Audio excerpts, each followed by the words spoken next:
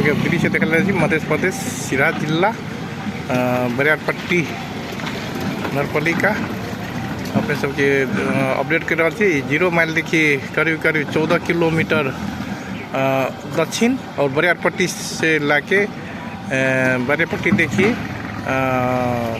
4 kilometre कटनिया खोला में आज 2500-30 वर्ष देखिए अलपत्र में पड़ेको कटनिया को पुला निर्माण हुन गइरहेछ।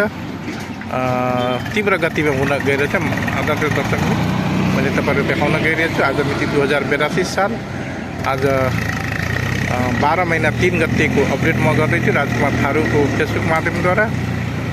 पुला कटनिया पुल तीव्र गति में तैयार निर्माण भइरहेछ।